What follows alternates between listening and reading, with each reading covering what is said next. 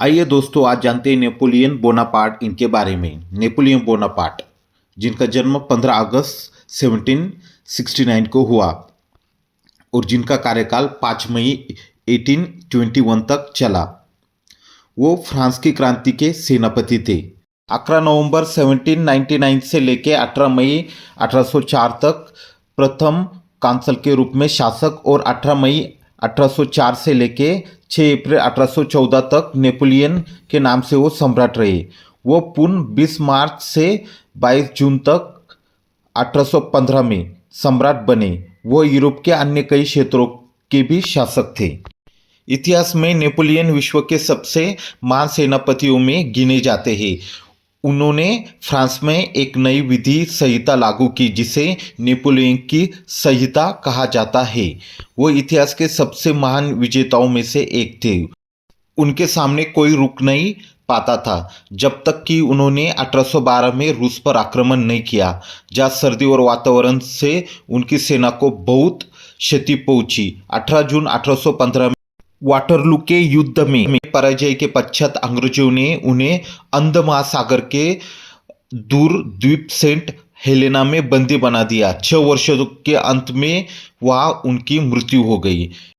Italian मूल के एक परिवार में कोर्सिका द्वीप पर जन्मे नेपोलियन 1779 में फ्रांस की मुख्य भूमि पर चले गए और 1785 में उन्हें फ्रांसीसी शाही सेना में एक अधिकारी के रूप में कमीशन मिला। उन्होंने 1789 में फ्रांसीसी क्रांति का समर्थन किया और कोर्सिका में इसके उद्देश्य से वो आगे बढ़े। 1793 में टूलोन की घेराबंदी जीतने और 1795 में तेरा वेंडेमेयर को पेरिस में राजशाही विद्रोही को हराने के बाद वे तेजी से रैंक में ऊपर चढ़े। 1796 में उन्होंने पहले गठबंधन युद्ध में ऑस्ट्रियाई लोगों और उनके इतालवी सहयोगी के खिलाफ एक सैन्य अभियान का नेतृत्व किया जिसमें निर्णायक जीत हासिल की और एक राष्ट्रीय नायक बन गए। उन्होंने 1798 में मिस्र और सीरिया पर आक्रमण का नेतृत्व किया जो राजनीतिक सत्ता के लिए एक लॉन्च पैड साबित हुआ।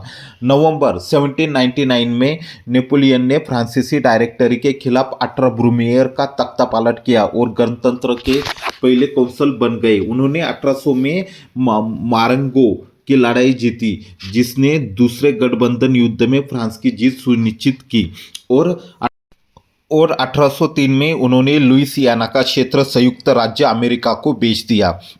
दिसंबर 1804 में नेपोलियन ने खुद को फ्रांसीसी सम्राट घोषित किया जिससे उनकी शक्ति और बढ़ गई।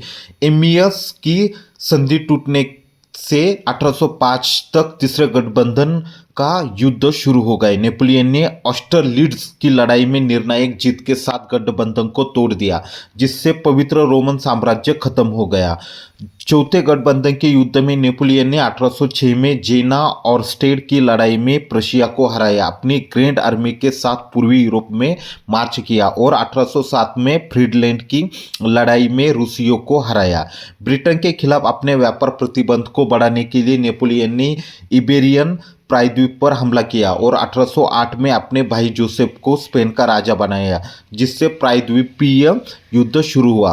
1809 में ऑस्ट्रियाई लोगों ने पांचवें गठबंधन के युद्ध में फिर से फ्रांस को चुनौती दी जिसमें नेपोलियन ने वैग्राम की लड़ाई जीतकर यूरोप पर अपनी पकड़ मजबूत की।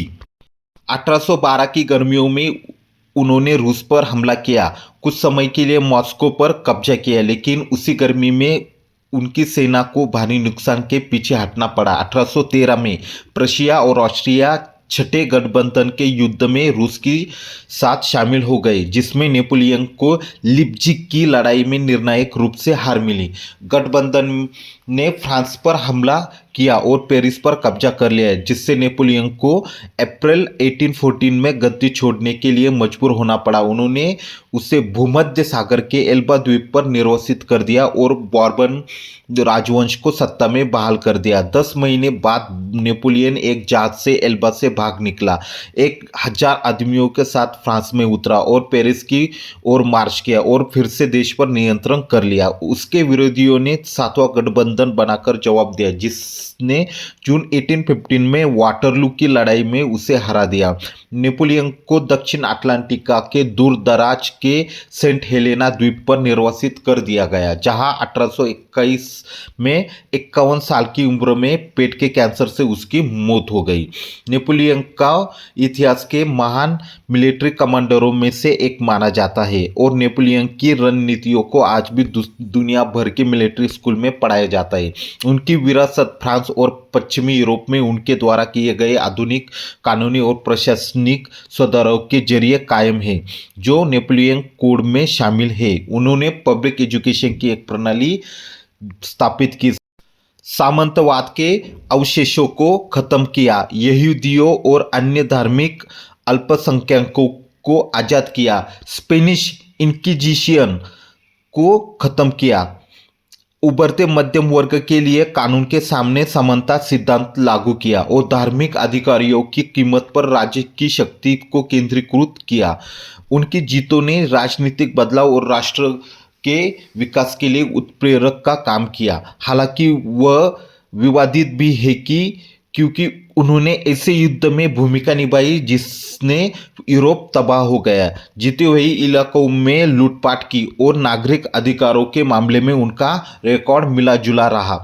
उन्होंने प्रेस की आज़ादी खत्म कर दी, सीधे चुने गए प्रतिनिधि सरकार को खत्म कर दिया, अपने शासन के आलोचकों को देश निकाला दिया और जेल में डाल दिया, फ्रांसीसी उपनिवेशों में गुलामी फिर से शुरू कर दी, काले लोगों और मुलाटोस के फ्रांस में प्रवेश पर प्रतिबंध लगा दिया, फ्रांस में महिलाओं और बच्चों के नागरिक अधिकार को खत्म कर दिया, वंशानुगत राजशाही और कुलीन वर्गों को फिर से शुरू किया और अपने शासक के खिलाफ लोकप्रिय विद्रोह को हिंसक रूप से दबाया। फ्रांस में महिलाओं और बच्चों के नागरिक अधिकारों को कम कर दिया, वंशानुगत राजशाही और कुलीन वर्गों को फिर से शुरू किया और अपने शासन के खिलाफ लोकप्रिय विद्रोह को हिंसक रूप से दबाया। नेपोलियन कार्सिका और फ्रांस के एकीकरण के अगले वर्ष ही 15 अगस्त 1769 को अजेसियो में पैदा हुआ था।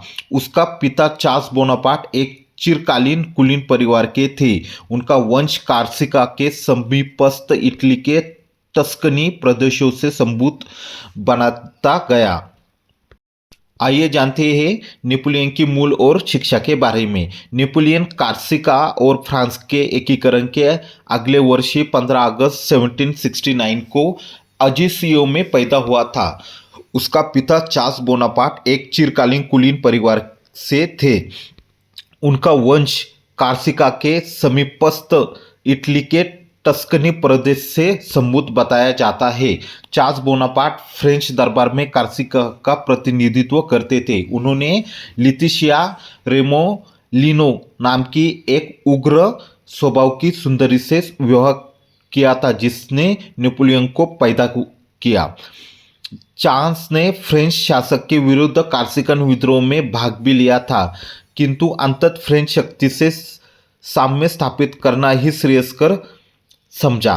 फ्रेंच गवर्नर मार्फिप की कृपा से उन्हें वर्साई की एक मंत्रणा में सम्मिलित होने का अवसर भी मिला। चार्ल्स के साथ उसकी द्वितीय पुत्र नेपोलियन भी था। उसके व्यक्तित्व से जिस उज्जवल भविष्य का संकेत मिलता था, जिससे प्रेरित होकर फ्रेंच अधिकारियों ने ब्रिन की सैनिक अकेडमी में अध्ययन करने के लिए उसे एक छात्रवृत्ति प्रदान की और वहाँ उन्होंने 1779 से लेकर 1784 तक शिक्षा पाई। तदुपरांत पेरिस के सैनिक स्कूल में उसे अपना तोपखाने संबंधी ज्ञान पुष्ट करने का अवसर लगभग 1 वर्ष तक मिला। इस प्रकार नेपोलियन का बाल्यकाल फ्रेंच वातावरण में व्यतीत हुआ। ये जानते हैं उनके प्रारंभिक करियर के बारे में। बाल्यावस्था में ही सारे परिवार के भरण पोषण का उत्तरदायित्व कोमल कंधों पर पड़ जाने के कारण उन्हें वातावरण की जटिलता एवं उसके अनुसार व्यवहार करने की कुशलता मिल गई थी। अतएव फ्रेंच क्रांति में उनका प्रवेश युगांतरकारी घटनाओं का संकेत दे रहा था। फ्रांस के विभिन्न वर्गों से संपर्क स्थापित करने में उन्हें कोई संकोच या हिचकिचाहट नहीं थी। उन्होंने जैकोबिन दल में भी प्रवेश किया था और 20 जून के तुलेरिये के अधिकार के अवसर पर उन्होंने घटनाओं से प्रत्यक्ष परिचय हुआ था। फ्रांस के राजतंत्र की दुर्दशा का भी उन्हें पूर्ण ज्ञान था। यही से नेपोलियन के विशाल व्यक्तित्व का आविर्भाव होता है। नेपोलियन के उदय तक फ्रेंच क्रांति पूर्ण अराजकता में परिवर्तित हो चुकी थी। जैकोबियन और गिरंटिस्ट दलों की प्रतिद्वंदिता और वैमनस्य के परिणाम स्वरूप ही उस आतंक का शासन संचालित किया गया था, जिसमें एक एक करके सभी क्रांतिकारी यहाँ तक कि स्वयं रासपियर भी मार डाला था। 1793 में टूलान के घेरे में नेपोलियन को प्रथम बार अपना शौर्य एवं कला प्रदर्शन करने का अवसर मिला। डायरेक्टरी का एक प्रमुख शासक बैरास उसकी प्रतिभा से आकर्षित हो उठा। फिर 1795 में जब भीड़ कन्वर्शन हो चुकी थी तो डायरेक्टरी द्वारा विशेष रूप से आयुक्त होने पर नेपोलियन ने कुशलतापूर्वक कन्वेंशन की रक्षा की और संविधान को होने दिया। इन सफलताओं ने सारे फ्रांस का ध्यान नेपोलियन की ओर आकृष्ट किया और डायरेक्टरी ने उसे इटली के अभियान का नेतृत्व दिया। एक सप्ताह पश्चात उसने जोसेफियन से विवाह किया और तदुपरांत अपनी सेना सहित इटली में प्रवेश किया। इटली का अभियान नेपोलियन की सैनिक तथा प्रशासकीय क्षमता का ज्वलंत उदाहरण था। इस बात की घोषणा पूर्व ही कर दी गई थी कि फ्रेंच सेना इटली को ऑस्ट्रिया की दास्ता से मुक्त कराने का आ गई है। उसने पहले 3 स्थानों पर शत्रु को परास्त किया, ऑस्ट्रिया से संबंध तोड़ दिया, तब सार्डिनिया को युद्ध विराम करने के लिए विवश कर दिया। फिर लोडी के स्थान में उसे मिलान प्राप्त हुआ। रिवोल्यू के युद्ध में मेटुआ को समर्पण करना पड़ा। आर्कड्यूक चार्ल्स को भी संधि पत्र प्रस्तुत करना पड़ा और ल्यूबन का समझौता हुआ। इन सारे युद्धों और वार्ताओं में नेपोलियन ने पेरिस से किसी प्रकार का आदेश नहीं लिया। पोप को भी संधि करनी पड़ी। लॉम्बार्डी को सिसालपाइन तथा जिनोआ को लाइगुरियन गणतंत्र में परिवर्तित कर फ्रेंच नमूने पर एक विधान दिया। इन सफलताओं से ऑस्ट्रिया के पैर उखड़ गए और उसे कैंप फोर्मिया की संधि के लिए नेपोलियन के सम्मुख नत होना पड़ा था। इस जटिल परिस्थिति में ऑस्ट्रिया को अपने बेल्जियम प्रदेश से और राइन के सीमांत क्षेत्रों तथा लोम्बार्डी से अपना हाथ खींच लेना पड़ा। नेपोलियन ने इन युद्ध से तथा छोटे राज्यों को समाप्त कर वृहत इकाई में परिवर्तित करने के कार्य से इटली में एक राष्ट्रीय आंदोलन खड़ा हुआ, जो इतिहास में रिसोर्जिमेंटो के नाम से प्रसिद्ध है। इटालियन अभियान से लौटने पर नेपोलियन का भव्य स्वागत हुआ। डायरेक्टरी भी भयभीत हो गई तथा नेपोलियन को फ्रांस से दूर रखने का उपाय सोचने लगी। इस समय फ्रांस का प्रतिद्वंद्वी केवल ब्रिटेन रह गया। नेपोलियन ने ब्रिटेन को हराने के लिए उसके साम्राज्य पर कुठाराघात न करना उचित समझा तथा अपनी मिस्र अभियान योजना रखी। डायरेक्टरी ने उसे तुरंत स्वीकार कर लिया। 1798 में बोनापार्ट ने मिस्र के लिए प्रस्थान किया। ब्रिटेन पर प्रत्यक्ष आक्रमण करने के स्थान पर ब्रिटेन के पूर्वी साम्राज्य को मिस्र के माध्यम से समाप्त करने की योजना फ्रेंच प्रशासकों ने संगत प्रतीत हुई। मेमलुक तुर्की से इसका सामना पिरामिड के तथाकथित युद्ध में हुआ, किंतु ब्रिटिश नौसेना का भूमध्य सागरीय अध्यक्ष कमांडर नेल्सन नेपोलियन का पीछा कुशलतापूर्वक कर रहा था। उसने आगे बढ़कर फ्रांसीसियों को नील नदी के युद्ध में तितर बितर कर दिया था। टर्की को भी इंग्लैंड की ओर से युद्ध में प्रवेश करने के लिए विवश कर दिया था। नेल्सन की इस सफलता ने ब्रिटिश को एक द्वितीय गुट बनाने का अवसर कर दिया और यूरोप के राष्ट्र जिन्हें नेपोलियन दबा चुका था फ्रांस के विरुद्ध अभियान की तैयारी करने लगे। तुर्की के युद्ध में प्रविष्ट हो जाने पर नेपोलियन ने सीरिया का अभियान छेड़ा। केवल 13,000 की एक सिमिल टुकड़ी के साथ की ओर बढ़ा, किंतु सिडनी स्मिथ जैसे कुशल सेनानी द्वारा रोक दिया गया। यह नेपोलियन के लिए वरदान सिद्ध हुआ था। अब नेपोलियन सीरिया में एक दूसरे फ्रेंच साम्राज्य की रचना में लग गया, किंतु फ्रांस उस समय एक नाजुक स्थिति में गुजर रहा था। अतः नेपोलियन ने मिस्र में अपनी सत्ता स्थापित करने में सफलीभूत होते हुए भी फ्रांस में प्रकट हो जाना वांछनीय समझा। नेपोलियन ने मिस्र में अपनी सत्ता स्थापित करने में भी सफलीभूत होते हुए भी फ्रांस में प्रकट हो जाना वांछनीय समझा। नेपोलियन के फ्रांस में प्रवेश करते ही हलचल पैदा हो गई। अनुकूल वातावरण पाकर नवंबर 1799 में नेपोलियन ने सत्ता हत्या कर डायरेक्टरी का विघटन किया और नया विधान बनाया। इस विधान के अनुसार 3 काउंसिल नियुक्त हुए। कुछ समय पश्चात सारी शक्तियां प्रयान काउंसिल नेपोलियन के केंद्रित हो गई। फ्रांस एक दीर्घ अशांति से थक चुका था तथा क्रांति को स्थापित की ओर ले जाने के लिए अंतरकालीन शांति परम आवश्यक थी, किंतु शांति स्थापना न के पूर्व ऑस्ट्रिया को नतमस्तक कर देने के लिए एक इटालियन अभियान आवश्यक था। नेपोलियन ने 1800 में इटली का दूसरा अभियान बसंत ऋतु में प्रारंभ किया तथा मेरेंगो की विजय प्राप्त कर ऑस्ट्रिया को लुनेविल की संधि के लिए विवश कर दिया, जिसमें पहले ही कैंपो फोर्मिया की सारी शर्त दोहराई गई। अब द्वितीय गुट टूट गया और नेपोलियन ने इंग्लैंड में अमीर की संधि 1801 में, जिसके अंतर्गत दोनों राष्ट्रों ने एक दूसरे के विजित प्रदेश वापस किए। नेपोलियन ने 1800 में इटली का दूसरा अभियान बसंत ऋतु में प्रारंभ किया तथा मेरेंगो की विजय प्राप्त कर ऑस्ट्रिया को लुनेविल की संधि के लिए विवश कर दिया, जिसमें पहले की कैंपो फोर्मिया की सारी शर्तें दोहराई गई। अब द्वितीय गुट टूट गया और नेपोलियन ने इंग्लैंड से अमीनियो की संधि 1801 की, जिसके अंतर्गत दोनों राष्ट्रों ने एक दूसरे के विजित प्रदेश वापस कर दिए।